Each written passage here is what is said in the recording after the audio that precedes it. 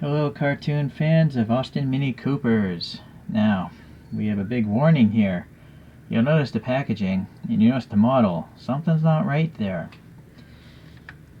This thing is totally damaged from shipping. It literally ripped off the screw out of the resin base. The base is cracked in half. It's on the roof now. And then you'll see the headlight got smashed, as well as the front bumper is back there now. I gotta tell you, I ordered this off AliExpress, and the packaging was very good. Actually, I didn't even notice that the box that it came in was damaged. But it just must have been the inertia of being tossed around. The box didn't get damaged, but this thing, it broke the screw off, and then it just started getting all mangled up. So let's take a look at this guy and see if it can be salvaged. I luckily record, I recommend this to everyone. Video record all your online orders, like opening the boxes. And so I put those on YouTube, and then I put the link into my claim saying, hey, here are photographs, but also look at this video of me unboxing the brand new, shipping box. And so I'm going to be pretty angry if I don't get all my money back, because, this is a disaster. If I wanted to give this away to someone as a gift, obviously that's not going to happen. Alright, so this should actually be a warning to all the brands. They need to have a better way of making sure that the product shows up safely. I know that GCD has a bubble, a blister holding the model down. What I don't like about GCD is the base itself can't attach to the model, so it's almost worthless, I think, to have a box that can't keep the model from rattling around like this. Alright, so anyways, this is obviously Timothy and Pierre. I guess this doesn't matter anymore. Alright. No extra decals or anything like that. Alright, so you can just see all the dust and wow, man, what a wreck. I'm going to open it upside down, actually. Well, oh, that's too bad also. This was number 2 of 400. They actually do count the number 0, because I miraculously have number 0 of the Bugatti Veyron. So, yeah, only one screw. You would think that'd be enough, but no, apparently it's not. So Timothy and Pierre, and the very slim chance you actually see this video, you really, I think, should have a blister holding this model down. Or maybe that's why a lot of brands go to metal bases, because it can't strip out of a metal base. But obviously a plastic base, you can have these problems. So let's take a look here. This is a Mark II Mini. A Mark II Mini doesn't have the mustache grill. It has this like geometric grill. Alright, the roof is totally scratched up. There's no fixing that. There was an antenna. Maybe it's in that package still. You know what, let me get a paintbrush here. I gotta be mindful, this thing has separate wiper blades there. But alright, got that done.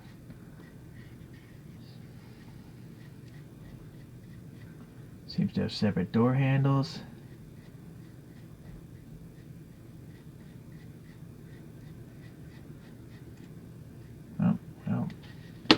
Actually, the rear axle doesn't want to stay in place with half of the base missing. Alright. So, you'll see though, this thing actually has pretty nice treads. I'm trying to figure out if these are rubbery. Yeah, those are rubbery tires. I've had some of these resin deformed cars where the tires are still resin. They're not rubbery. They're like hard plastic. Okay, well, let's start with the rear here, since that seems the nicest. It actually has a bumper, so that's nice. It's got external hinges, no license plate, but the light to cover the license plate's there. And then it's got a nice shiny dimensional mini badge. Let me focus in on that guy. I bet you could read the mini. Yes, you can read it. So you can see how thick it is. I think that's more than a decal. I think it's like well, it could be a decal, but it's very thick. It looks like a foil sticker to me. Another way you can tell Mark II Minis and Mark III, Mark IVs, they have these rectangular tail lamps. So these are thick red plastic. You got the chrome exhaust, not the exhaust, the chrome fuel filler. And then a nice chrome handle for the trunk sticking out. What's kind of gross is this weird bubbliness of the rear window. That is part of the plastic, I think, below. Or maybe this is black paint. But obviously this isn't smooth. I can feel those ridges. So again, this is a plastic resin model. You can see the color of the resin there. It's like an off-white cream color. I guess the exhaust was probably attached here. Yeah, the bumper is a separate chrome piece glued on. So over here on the side, it's nice. You got this Mini Cooper printing, you got the rivets here for the fender flares, you have a separate chrome door handle. Unfortunately, the side mirror snapped off. Black paint again for the side windows, but you got this weird molding bubbles or something. The wheels are, they're not passing air. They're mini lights though, and they're black in the middle, which is kind of nice. A nice contrast to the pink rim, this metallic rim.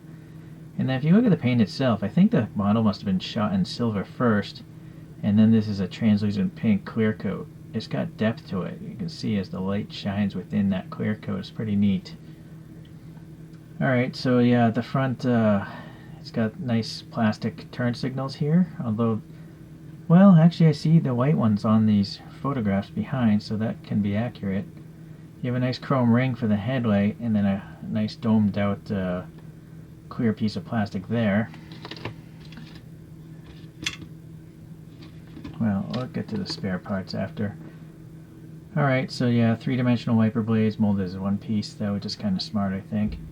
Silver paint around the windshield, but not around these other windows, which it should have. It should have chrome rings around all of them.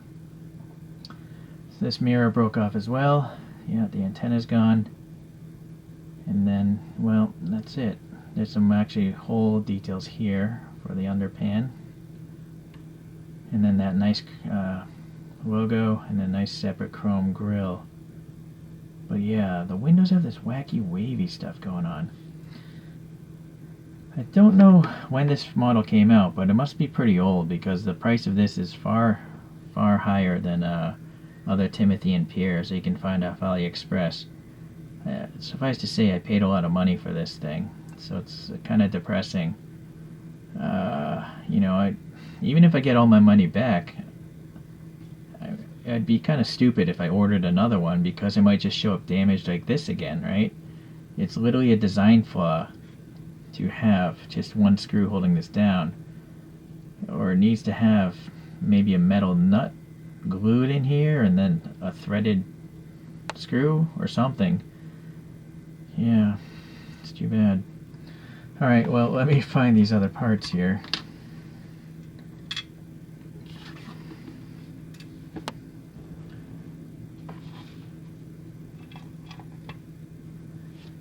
Boy, what a disaster.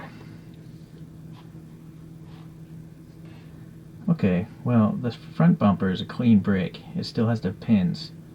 So that I can put on, no problem. Can I hide this giant scratch? That might just be the glue where it ripped off. So this might actually end up be okay. Yeah, I think, well, is that on the right way? It might be directional, might go this way.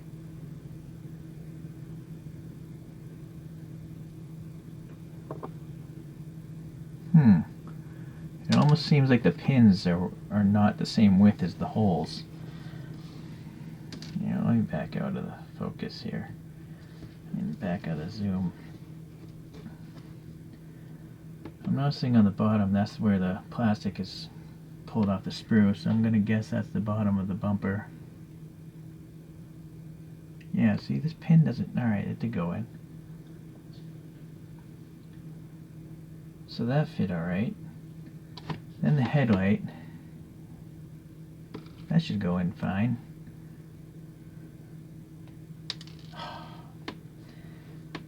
What I think my biggest concern right now It's alright, is the mirrors. See, the stock broke off, so I don't know how easily I can take these mirrors and glue them on that little white dot there without showing a bunch of glue residue. Naturally, I can't really do this on camera. So let me come back and see how good I can get this thing to look. Ooh boy, after a few hours, I am back with this. It's not perfect, there was definitely some irreparable damage. But as you'll see, the bumper looks okay, the headlight's fine. The mirrors took a little work. I didn't touch up, the silver paint on that mirror is messed up. I had to drill out the hole of this side in order to get the mirror stock to sit flush. And then I had to drill out the antenna hole, and I made my own antenna there. And then I stripped off the white checkerboard up top. And obviously I glued the base down here, so you can take a look here. So I just crazy glued the base back. I unscrewed it. I crazy glued this back together, screwed it back on, and then I crazy glued the exhaust onto this as it originally was. I didn't bother cleaning this up. I'll never see it again. But yeah, some of the damage here, there's a chip mark right here. So that's chipped forever. And then some of the white checkerboard is showing like right here, here. I just couldn't get it off. And you might ask, how did I remove the checkerboard? Well, since it had scratches in it already, I just used the back end of one of these like wooden Q-tips, and I just did this. Not too much pressure, but enough to cut through the white paint, but it didn't seem to actually scratch the clear coat at all. But you'll see here, this scratch here, that was from the shipping damage. The scratch here was from the shipping damage. So, well, anyways, it's I guess good enough as a salvage. Alright, so yeah, let's compare it to a couple other models then. I'm just going to compare the cartoon models today.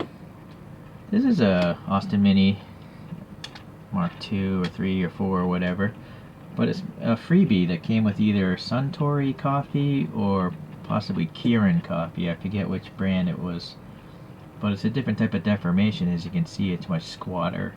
It actually has 3 colored taillights, but they're all painted lights on that one. Okay, and then here's the standard, which is a choro-q. And I put some Hot Wheels Real Riders on that one. But the choro-q mold is pretty old, so it looks a little bit blocky, almost as if it was like a Lego car. I also think it might be modeled after, well, I think it's supposed to be like a Mark I Mini as well.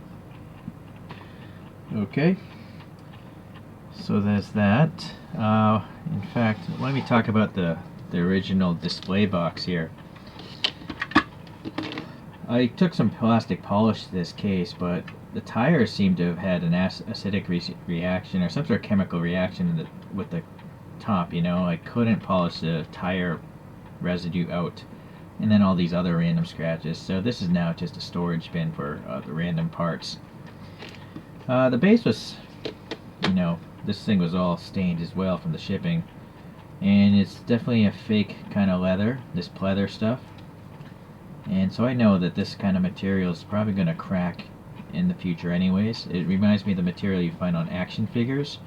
In those figures, always the leather cracks eventually, so yeah. But I might say I salvaged this base. I just took some adhesive remover and cleaned it up. So I might save this for a different model or something like that, maybe a diorama. So then you might ask, where am I going to put this one? Well, I have these tiny Q boxes, and so I ripped off that badge, and I have some sandpaper here double taped in there, and then I'm just going to use the sticky mount putty to mount this in here. That's what I have mounted this Uhu Potafix Pro stuff. So let's see here. I'm going to just put a big dab right there. I'm going to put it between the tires so it's less visible from the side. And then this might actually be too much here. Probably too much on the front.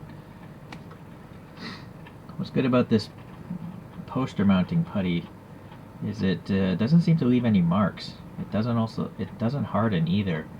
So it's like reusable.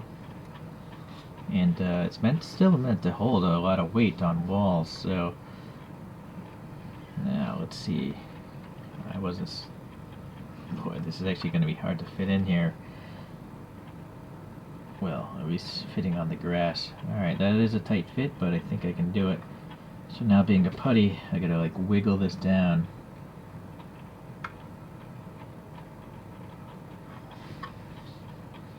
Might be too much putty still, but I think the rear tires are touching. Getting the front end down.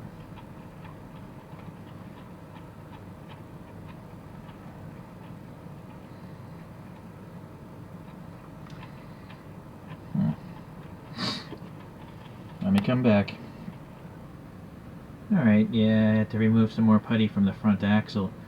But there it is now at the top of my little stack of elite choro-q deformed vehicles there.